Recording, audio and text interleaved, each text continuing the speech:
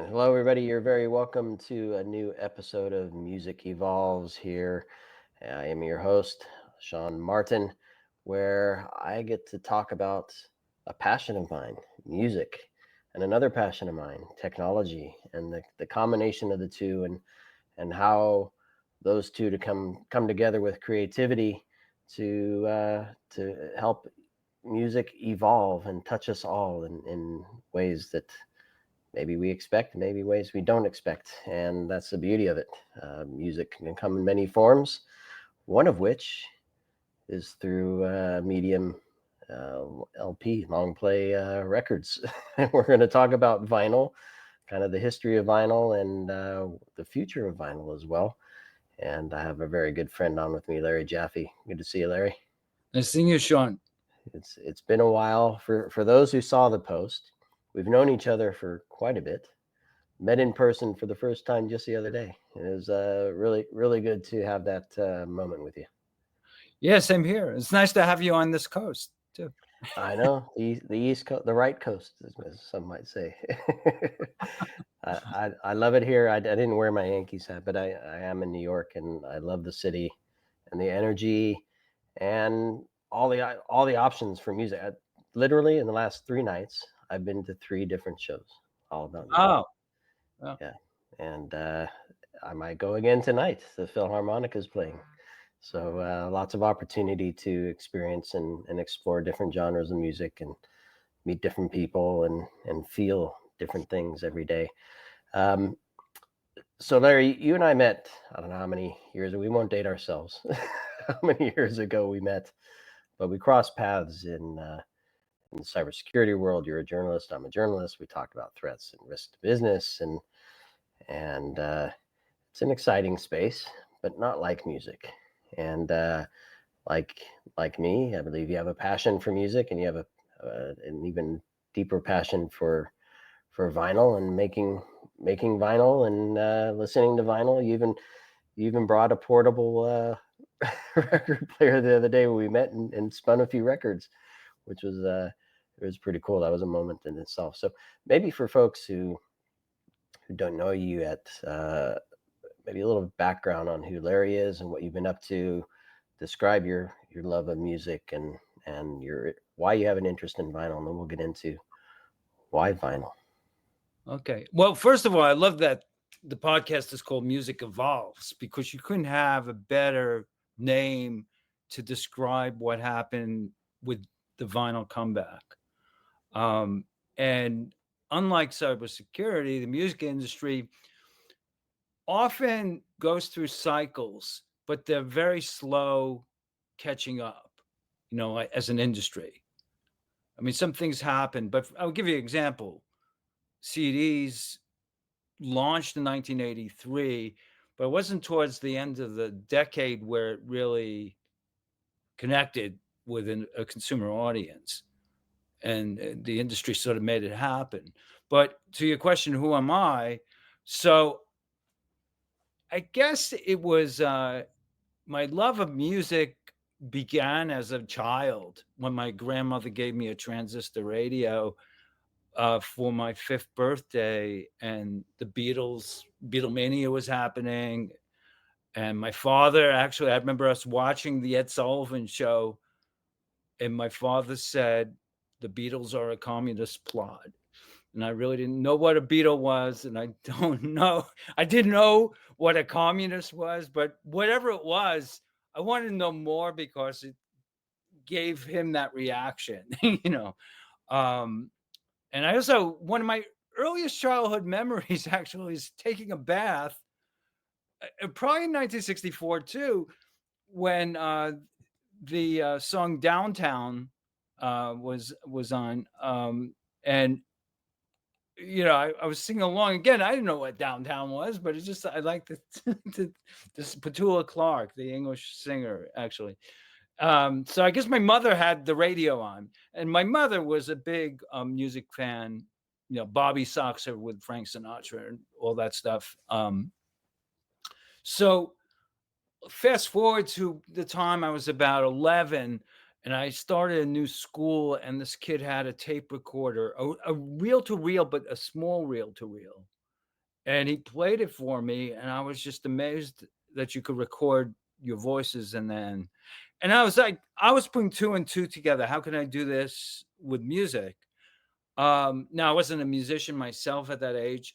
I wouldn't call myself a musician now either, but but I've attempted a couple times. But um, what I remember I had birthday money about 2 years later, and I was like, "Where can I get that reel-to-reel tape recorder?" And the department store didn't have that, but they did have a cassette recorder. So it was like my first, and it was like one of those FBI rectangular ones. And I remember buying my first pre-recorded cassette was Chuck Berry's London Sessions, which had the My Dingaling song on it, which I just thought was Ah, yes. wrong. Even at that age, I was able to pick up on the double entendres. But like the next year, 1972, I was already realizing I need to graduate to a record player of some sort. And I I bought a on one turntable. It wasn't like a real stereo component, and I guess it came with speakers, come to think of it. And I was able to attach like a cassette deck to it. So I put together almost a stereo system. It must have had a preamp built into it or something like that. So at that point, I remember my first record was introducing the Beatles. Um, for like 99 cents, it was a cutout or something. I never figured out if it was a counterfeit or not, because that's like, for that record in particular, there are plenty. I still have it, by the way. Uh, Oh, that particular, exact copy of it. But like within the next week, the Rolling Stones Hot Rocks Greatest Hits double album came out. So I bought that. And then like a week, I don't know, maybe next month, I caught the Bob Dylan bug, and um, I got Highway 61 revisited, and then by like for the next 4 months, I think all I ever listened to was Bob Dylan. Because I got the greatest hits, I got Blonde and Blonde. Any money that I made, on I think by this point, I don't think I was working in a supermarket yet. My allowance money or whatever, my birthday money I would save up, um, would go into records. Um, I do remember I was working at a supermarket, wishing I tried to get a job at a record store. I mean, I asked around, but no one had that. I mean, like how the place where I bought actually the second Rolling Stones Hot Rocks album. I remember asking that guy in Smithtown, Long Island. Yeah, it wasn't the first time I bought records at his store either, for a job, and he didn't have one for me. I was very disappointed. imagine working at Tower Records or Yeah, Amoeba Records right, early days. Would have been right. so much fun. So, I mean, I had amassed, I realized I wanted to be a writer, and I remember I reviewed the Rod Stewart concert from my high school newspaper. It was one of the last Rod Stewart and the Faces concerts, actually, the Faces as a group. I tried to talk my way in with like a phony press invitation or something like that. Didn't work. So, but I Difficult. realized I wanted in the music business, but I didn't know what area yet, you know. But what happened was, while I was still in high school, um, I volunteered to interview bands, to be at the high school dance, perform at the high school dance. And it was great. I wasn't a very social kid either at this point. I never like joined clubs or anything like at that point. But when I saw there was an opportunity to get into the music business through the school, I sort of grabbed it. And then Mm, I auditioned, I think, 3 different bands, and the one I thought was the best was the one that got the gig, and I became their manager. And we were all underage, 16 or 17, and I was able to get them jobs at bars, with liquor licenses. nice. Yeah, and getting back to, I mean, I had my own band at that point that Right? I was the lead singer, and I remember playing it for the guitar player of the other band, and that I was managing, and he was impressed. Like he thought I did like a passable, a vocal, akin to Mick Jagger, and he went. The weird thing was I went to a different high school as those guys, but the guitar player in my band went to their high school. So we were like sort of like the baby band. Well, they never asked us to open up for them though, which is probably just as well. We never made it out Uh, of the living room. We weren't a garage band because we used to rehearse in my friend's living room, the bass player's living room, I think it was. So, so I want to get to the vinyl because I remember having a boom box carrying on my shoulder, and I didn't have a lot of money growing up, so most of my money went to blank cassettes, and I would record stuff off the radio and listen back to it.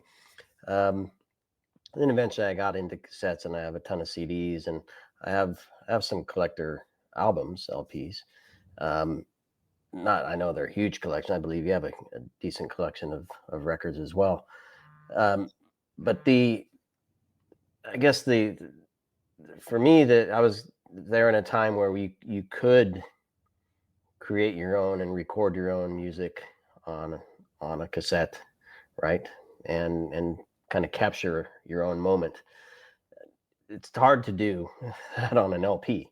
So LPs are pretty much they're more about being produced and pressed and released, and somebody can take the music. So how did because you talked a little bit about the cassettes there, and obviously yeah, you could actually, create CDs for yourself too with music, but talk to me about the LP and then the desire to get involved with that. yeah. So, well, just on the cassette, it's uncanny that you bring this up because 2 hours ago I was giving a lecture about mixtapes, and a Oh friend of yeah. mine is the founder of something called the Mixtape Museum, and she and I actually gave the history of the format and how it connected to DJs spinning vinyl, the evolution of it, so from what's really interesting is in the 40s especially, you could go into like a retail establishment and record a record. And in fact, at Third Man Records in Nashville, they have one of these old booths where Neil Young himself actually recorded an album about 10 years ago. And anyone could use this booth. And I didn't do it myself, actually, but I've been to the store several times. And, sometimes people come in with guitars and they play their song and this like there. So it was like a lost art. And I'm not really sure why it disappeared, but Hmm. it was possible. On the other hand, especially in the 40s and 50s, there were plenty of places to get recorded. And actually, at Sun Studios in Memphis, Elvis Presley made his first record for his mom, and Jack White actually ended up buying that record, I think, for, I don't know, $750,000 or something like that. I should know the Wow. exact amount. Right. So, I'm sure he knows the exact right. Right. So, um, so It's I interesting. I'm gonna have to ask my dad because I know I have a 45. My dad played on a 45. It's a single, obviously, and I can't imagine there are many of them. It's a rock band. He played horns on it, funny enough, and I don't think they went to a big formal production company. So they must have done used something like that in LA, perhaps. I don't know. I'll have to ask him. It's interesting. yeah, actually, like I said, there were plenty of recording studios, but the interesting thing about Elvis Presley in particular, my grandfather on my mother's side was a gadget.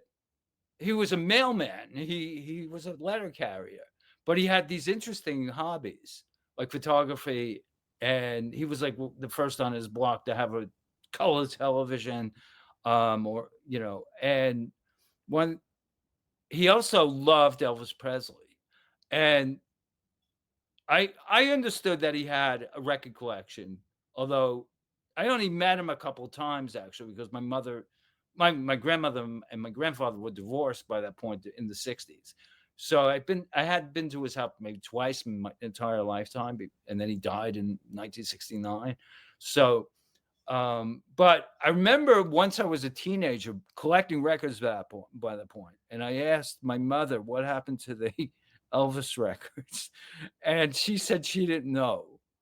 But I do remember when he died, like it was like relatives were like vultures, like taking Oh yeah, his I stuff. bet. Yeah. And like if anybody in the family was the rightful owner to that that collection, would have been me.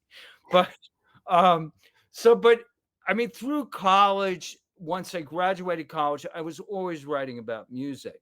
For example, I remember one of my first professional assignments was um, covering a Jerry Garcia concert, and I hated it. I mean, at that point, I Hated the like gig or hated the concert or I hated the all of concert. it? I just thought it was very monotonous, that almost every single song sounded alike.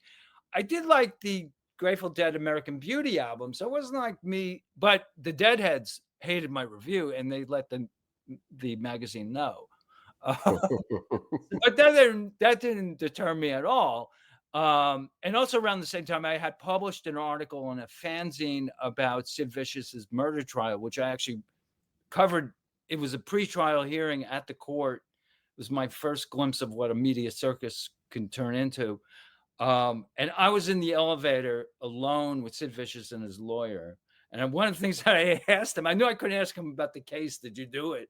But I did ask him, did you hear the new Clash album? Give Him Enough Rope just came out like the week before or something. And his lawyer said to him, don't answer that. And I was like, why? And then the door opened, and that was Ah, my. But it was the only three of us who was in the elevator, and Sid was going through withdrawal symptoms. I mean, it looked horrible. Um, so, on the technology side, I mean, I remember, especially, when I was managing the band and stuff like that, I would talk to the sound engineer and things like that. But I mean, at one point I wondered, should I go to school for that type of knowledge, or do I want to do it? And I decided I was just going to stick with like managing and writing about it, like from that perspective, not so much be a participant in the making of music or anything like that. right. I sort of So regret it because I think I could be a very good producer. I can imagine you could be. I can imagine you could be. Um, One of the things I wanted to cover, I mean, I have, it's kind of like the inception of the record. We Most people probably picture a disc, right, with a hole in the middle, but some of the other options early on were cylinder shape.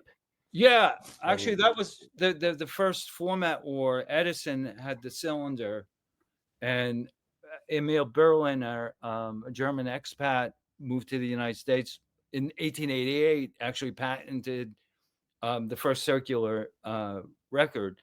But this is interesting. In my archives, I found this magazine from 1931 called The Gramophone. Um, and at this time, the records were made out of shellac. Um, Robert Crumb, the cartoonist, is a 78 collector. And I did a couple of interviews with him over the years. And I remember telling him that he was in a book about vinyl collectors. And the first thing Crumb said to me was, I'm not a vinyl collector. Yeah, I collect 78s, not the same thing. well, describe the difference for us. Okay, so So what 78, is shellac? What is and vinyl? And then we can talk. Obviously, yeah, I mean talk the about what comes. initial 78s were just one-sided, and they were made out of shellac. They were very heavy. They were very breakable. And I've actually bought, look at record fairs of the last 20 years. A couple times I bought records that I thought were protected, and then when I got them home, broken. It's happened like at least twice. Gotcha. So um, they only were able to hold like 3 minutes on a side, you know. Um, so Now, I why mean, is that? The format of of the the information pressed into the tracks or the players, or what was the limitation there? um, yeah, it was in terms of the technology, it evolved and they figured out a way to capture the sound waves on a different type of material and actually extend it to 15 or 20 minutes per side, and you get both sides. They figured out a manufacturing process that could not only do it but also automate it. Um, and it would have happened sooner, but the two things that happened were the depression. So this magazine is 1931, and there were ads for like records, and as you could see, there's a graphic thing with these are definitely circular records. Right? Um, here's an ad. The cover broke off, but here's an ad for Columbia Records. Um, and this is a pretty healthy magazine. I mean, print magazines don't have as many pages as this. I mean, this is like at least 52 pages or so, this issue. Um, so the format war, by the way, with the cylinders with Edison, that sort of ended by the 20s. I mean, Edison finally realized, you know, he kept the cylinders going for a while, but it was a losing proposition. And one of the things he did was vertically integrate like into hardware, like which was a smart thing. And the labels actually did that too, as well as there was a tie into broadcasting radio, so RCA was in it, but they also had a label, so the other major thing politically happened was World War II. Um, and the LP would have been introduced a lot sooner. And RCA was actually developing their own version of it, but Columbia beat them to the market. But so in 1948, the first LP was introduced. And, a few years ago at my conference making vinyl, um, it was the 75th anniversary of the LP. And we had a presentation about that, the history of, how it all came about. Um, and the other thing that was happening in the 50s was that RCA, although they lost the LP battle, they beat Columbia in terms of or it was more of a concept, um, the single, 7-inch single. Now, getting back to the shellac 78s, they were a different size. They were like, 10 inches. And often what they would do is combine a bunch of songs together and they would put them in what they called an album.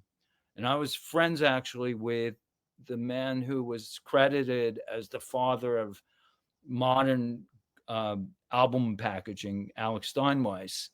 Um, and I convinced him to speak at our conference. And I actually named the packaging awards after him. And this happened in probably about 19. Oh, I'm trying to think the dates actually. No, maybe it was about a year later, 2000, 2001, when we did our first packaging awards. And when you talk packaging, you're talking about the sleeve What? and the Yeah, line, well, the it was notes, and all interesting that at kind of that stuff. point. Come to think, I haven't really thought about this. So no, it was actually 2003, and I was working in LA. I would go to LA at least twice a year for a conference that we ran, and it was a DVD production primarily. What at that point DVD was all the rage. Um, and then in 2000, we started that conference in 1998 when I first joined the magazine as editor, and um, we partnered with a trade association to do it, and by the next year, I ended up getting the responsibility for the entire conference. And I thought, I'm in Hollywood. I want to expand this. And I invited Peter Bogdanovich, in fact, to be a keynote. And managed to get like almost $20,000 for his speaking fee and his first class travel. But by 2003, we expanded into also having a separate packaging conference and packaging awards. And that's when I was able to get Alex Steinweiss to meet. Actually, the Grammy winner for the previous 3 years was a guy named Kevin Regan, also from LA, who was Madonna's packaging director, art director. So Kevin, it was really interesting to watch Kevin and Alex compare notes about, how their assistants would steal their tools and their ideas and like all this stuff, and they missed a couple of generations, and in between, actually, the MC of our packaging awards is a friend of mine named Craig Braun, who was responsible for example, the Velvet Underground and Nico package with the banana, the peelable banana in early 1967, and then the Rolling Stones Sticky Fingers and Alice Cooper's Schools Out. These are all famous because they really broke, not rules, but they set the bar in terms of ingenuity, in terms of packaging for a record. He also did Cheech and Chong's with the rolling papers. That was his. He came up with a marketing campaign to have a big joint on the side of one of the LA buses. So anyway, I mean, that was probably the most fun job I ever had, because I got to meet really creative people in the music business, and also I was able to invite for example, in that magazine, I interviewed Lou Reed, who's always been one of my heroes, and put him on the cover of the magazine. And he talked, for a half hour just about his gripes with the business, When did the picture disc come around? That's a really good question. I don't know the exact date, but there were examples of it before the comeback. I mean, that's not like a brand new thing. I mean, for example, in the 70s and 80s, there were picture discs. I have some of them in my collection. I think I have a Quiet Riot and a Duran Duran, and they seem to be very popular in the 80s. Yeah. I mean, one of the things about the comeback is they've gotten more creative with formulations that, in fact, I recently saw a podcast that talked about how the way the record spins, it's almost like it's a visual video. I mean, it's not, like they've gotten very creative, and that's not to say. I remember in the early 70s, one of my favorite artists was a British musician named Dave Mason. He had an album called Alone Together, and it was like a big thing that he had like a marble looking record, but it's far more creative in terms of, in fact, at my conference making vinyl, we brought back the packaging awards. So when we did the Alex Awards originally from the early, I guess 2003 was the first one that we did. We had a vinyl category, which at that point was, the comeback was sort of in its infancy. I mean, there was still some pressing plants. For example, Erica Records is in Southern California. I remember them participating. Talk to me about the kind of the slowdown, and you've mentioned the comeback a couple times. Yeah. So what's the driver behind that? I mean, nostalgia is something that I continue to see and experience and feel in the music world, but is it driven by other factors too? So in the late 70s, home entertainment changed. The video games first came on the market, and then also there was a VHS Betamax war, that you could tape television, and there was all kinds of litigation going on. The MPAA, said it was theft and intellectual property theft and things like that. But they ended up winning by 5-4. I mean, it was very slim. Okay, I mean, everything could have really changed much differently. So young people were not really buying records as much, especially by 1981, November 1981, MTV came, and cable TV was still in its sort of infancy at that stage, but the people who had it, to have like a 24/7 music video channel was amazing. And people, instead of like,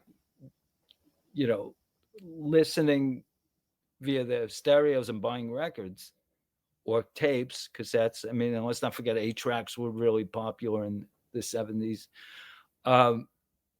So the labels realized they had to reinvent themselves, and what they did was they created the CD, which was another format war between Sony and Philips.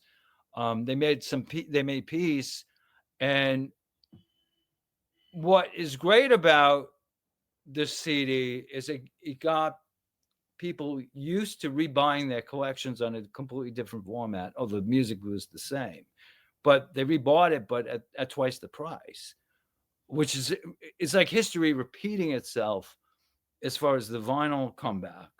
But the way that the industry managed to make that transition, like as you say, evolves, was that they told the retailers they won't accept returns anymore on LPs.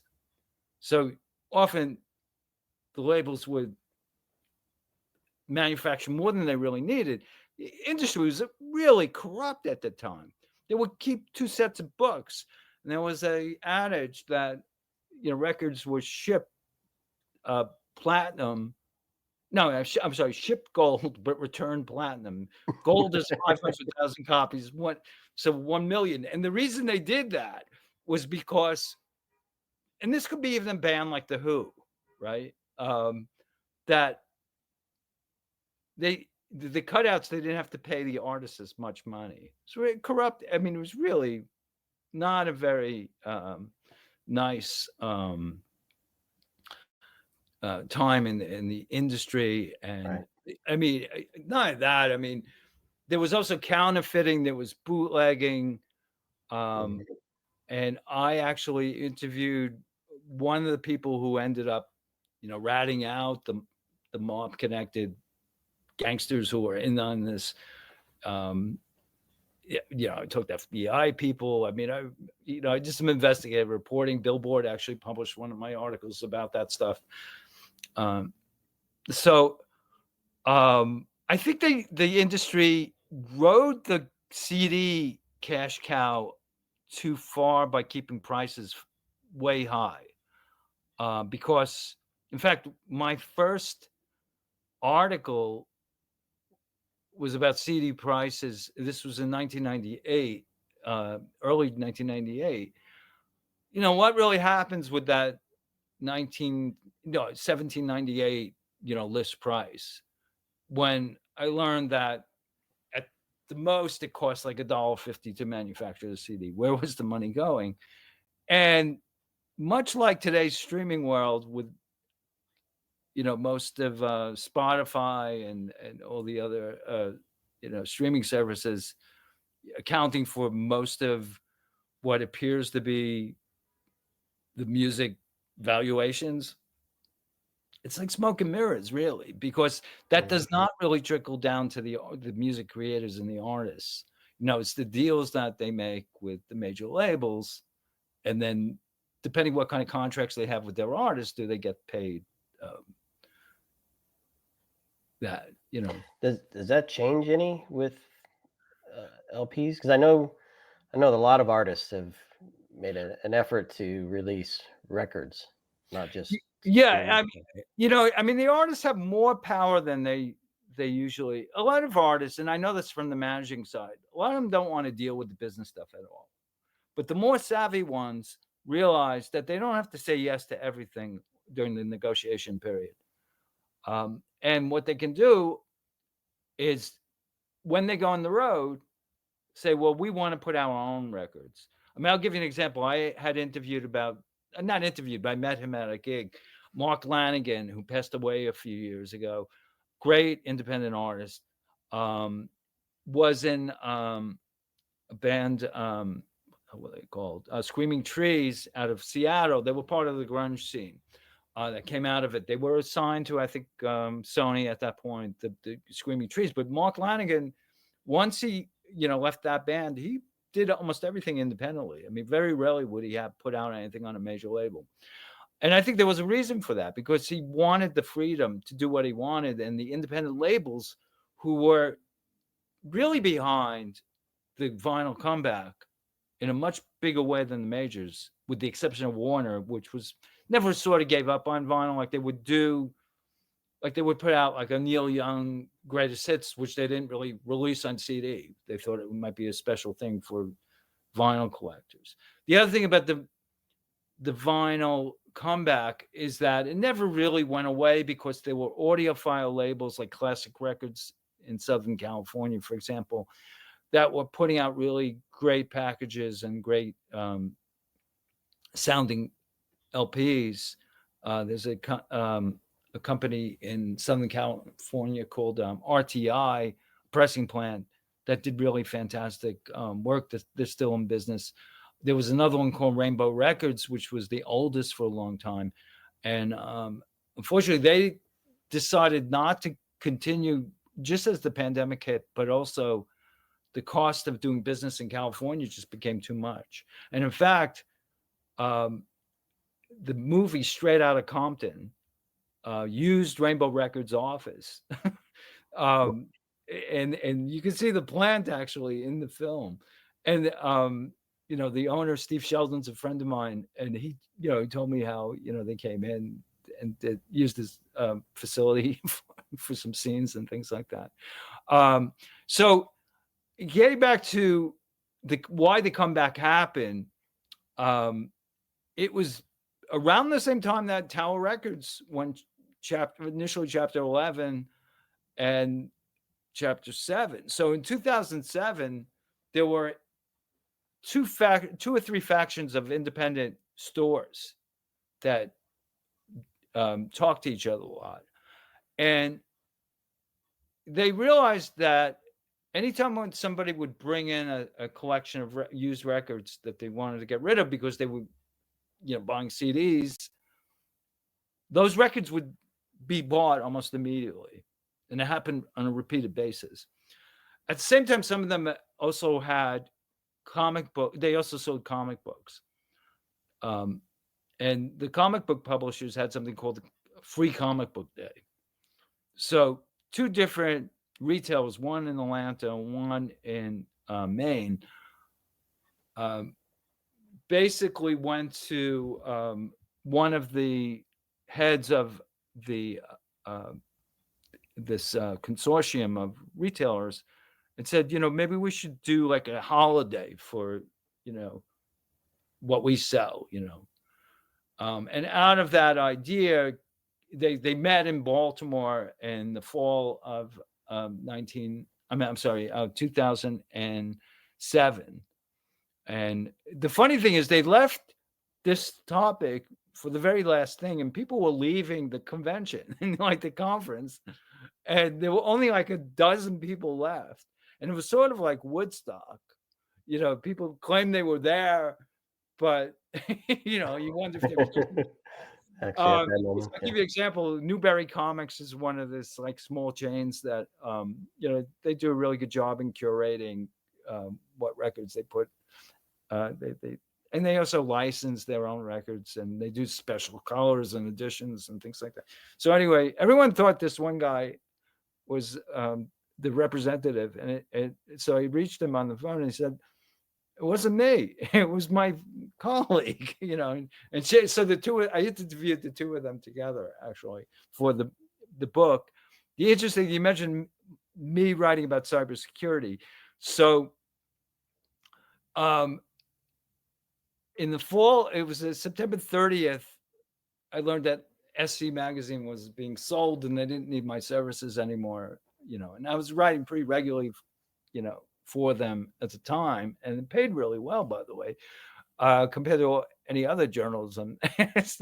So, um, and like the next week, I get a call from the co-founder of Record Store Day, and Which is the holiday, right? Record Store Day. yeah, he says that, our 15th anniversary is coming up. How would you like to write our book? So I said to him, Michael, I was born to write that book. Now here's the reality. I mean, my magazine that I mentioned, it was called Media Line, was killed in 2006, but I left the company about 4 months earlier because they couldn't afford me anymore. And they realized the person under me made half the amount of money, but then they were also selling the company, and the title did not survive actually. So, I was sort of grew disenchanted with physical media totally, and I was in a relationship with a woman who, was very into feng shui and, minimal stuff. And, so I remember trying to digitize all my CDs and things like that. And I was at one of these physical media conferences that I helped put together. And I'm telling a friend of mine, one of the other speakers, that I just sold my 4,000 LPs. And he was like, "You did what?" This was like in 2010. And within 2 years, I realized what a colossal mistake I made. And I would say in the last 14 years, I've recreated that that collection. It's about 4,000 LPs, and there's no more space for anything else in my apartment. So they make up your table. That's your pillow. Yeah, yeah. Exactly.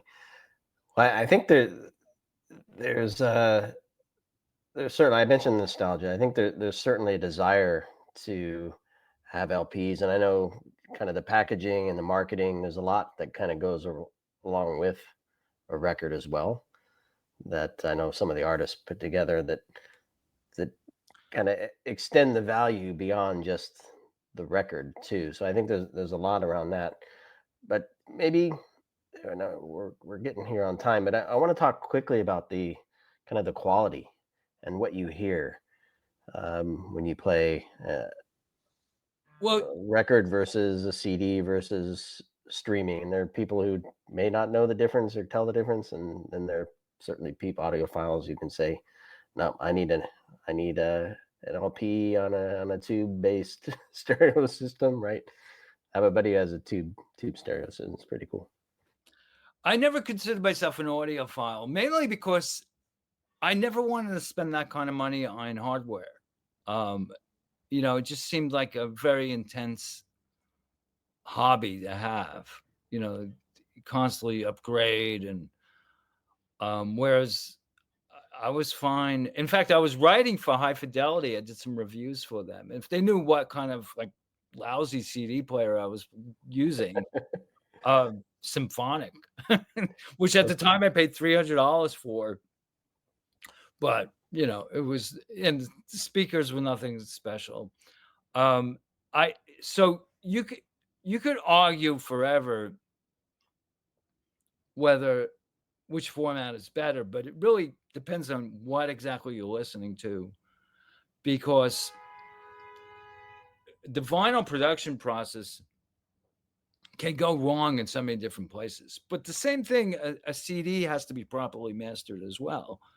The same thing is true with an MP3 track, which doesn't really come close to the quality of a well-done CD, actually, in terms of the amount of information that, is presented.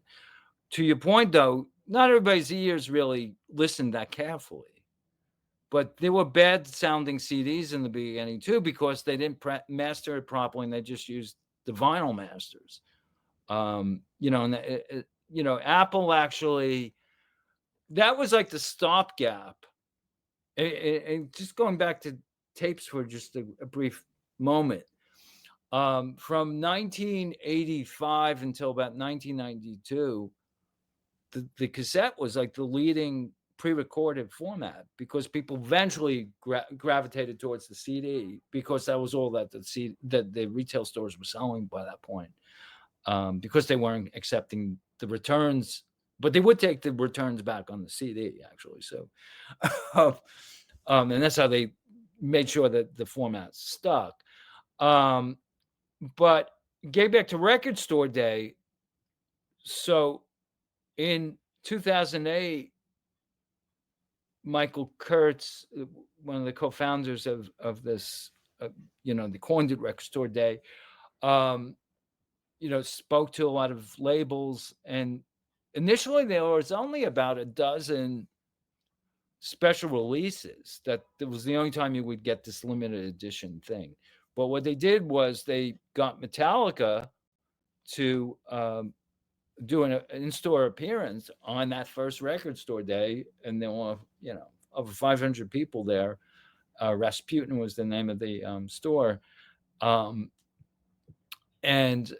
it was a success. And then, I mean, even Saturday Night Live, Seth Meyers, was doing Weekend Update and sort of made fun of this thing called Record Store Day. That was like the next year, actually. But the founders of Record Store Day realized that once a national television program is making fun of you, this thing is for real. And every year it exponentially would grow, in terms of the number of people finding out about the number of people. And also by the next year, 100 releases. Labels were like, wow, there's something here. So they all wanted to be part of it, but it still took a while for the major labels to jump on the bandwagon. So I don't know if they're called plants, but are the pressing plants expanding as well? And I know, maybe give us a peek into the future. Yeah. Vinyl is questionable in terms of a sustainable component, right? So maybe give us a view into what's coming up. So, when I came up with the idea to do a vinyl manufacturing only B2B conference, and actually I pitched it to a friend of mine who I had done conferences with in 2013, and he thought it was too much too soon. But then a few years later, he called me. He goes, "You remember that idea about the vinyl conference? We're going to do it." I was like, "When?" He goes, "This fall." Now, at that point, Jack White had just opened up Third Man Pressing in Detroit. And the planets just lined up. Jack agreed to do our conference. But the time that we were doing this first event, we knew that there were 35 pressing plants on both sides of the Atlantic. A few of those were sizable operations, like United Record Pressing in Nashville, and Rainbow Records was a decent size at that point. And there were some major ones in Europe as well, in Germany, France, Britain. So what we didn't know when we had this first event, we had 17 of those companies that we knew of, the 35 that we knew of, speak at the event. What we didn't realize was there were 20 people in the audience who were planning on opening their own factories, imminently. And the same thing happened the second year we went back to Detroit in 2018. And it was like exponentially in terms of the number of people jumping on this bandwagon and realizing that vinyl's comeback was real. It wasn't a fad. And it got more and more press. I did want to get back to the technological improvement So some of the tools have improved, that they're able to catch defects sooner and things like that. They do quality control is very important. But still, I mean, it's an involved process that hasn't really changed all that much since Berliner in 1888. And the other thing is, I mean, it defies all logic, and that's why the the subtitle to my record store day book is called "The Most Improbable Comeback of the 21st Century." A friend of mine said to me, he thought the title was, kind of funny, since like we're only like a quarter century into the century. I said, yeah, but what's next? Like rotary phones? I mean, They're coming back. No. and then the valuation of records, and this might not trickle down to the artists unless you're an A-list in terms of getting vinyl money. But, a $30 retail record, and the band actually manufactures their own and takes it on the road, they're making a pretty handsome profit off of that. A record that costs like $10, that costs them about $10. So, but if they had to wait for the labels to, pay them, that would take quite a while.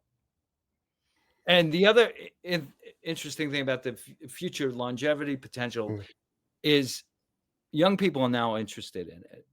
So, for example, the best-selling LPs last year, 9 out of 10 were millennial and Gen Z favorites.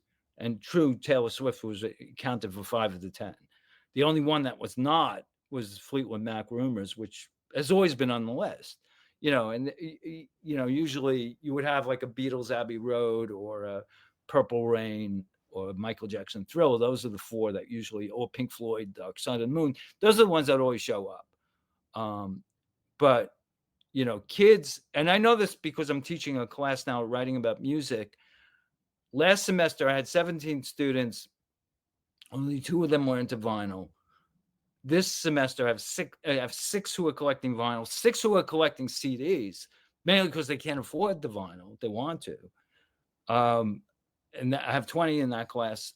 So, and it seems like I asked, well, why'd you get into this? And they said, well, my dad, loved it, and I got his records. So in the last moment, talk to me about the makeup of the material and the things you're working on. Yeah. So I mean, so it's poly vinyl chloride, which is a plastic that Greenpeace says is the most harmful to the environment. And part of the problem is not so much of the PVC itself, because it is true that is recyclable as a plastic. But on the other hand, it's the stabilizers like lead and cadmium that, make sure that the records don't warp very easily and scratch and things like that. That is the toxic problem with it, especially. So sustainability is like a major part that the major labels have formed. The 3, Universal, Sony, and Warner, have formed something, the Climate Collective, a music industry climate collective. And they're looking for solutions. And in fact, one of my things, in addition to still running the conference, so I'm making vinyl, is I'm not making vinyl. I decided through osmosis to jump into this. And I found out about a plant-based material called, that was developed by an English company called Evolution Music. And we made our first record actually last November, and we did it at the Iceland Airwaves. We distributed it at the Iceland Airwaves Music Festival. So the Iceland government has really, welcomed us, and we're planning on building a factory there. My co-founders and I. Super cool. That you brought one of those records the other day, right? Yeah, actually, I have one right here. Actually, and of the 2 that you brought, it was not warped. Funny enough. No, it wasn't. So super cool. Well, Larry, you have a stories galore, I'm sure, and I'm so glad we reconnected. And I love this chat. Making vinyl, that conference is coming up. We're gonna have another chat on that, and hopefully you'll bring some other folks from the conference to talk to us a little bit more about. You mentioned quality. That's a topic I'm interested in, kind of the process of how it's all created and pressed, and we didn't talk about needles and players or any of that kind of stuff that could be interesting. So we'll get into some of those things, and I know you're gonna talk to Marco, my co-founder, about Record Store Day and the book that he wrote for that. So another conversation coming up with you here on ITSP Magazine as well. But really good, my friend. Good to see you. Thanks for sharing your insights here, and hopefully everybody enjoyed this conversation. Larry, more coming. Everybody else, keep creating, keep listening, and let the music move you. This is Music Evolves with Sean Martin. Thanks, everybody. Thank you.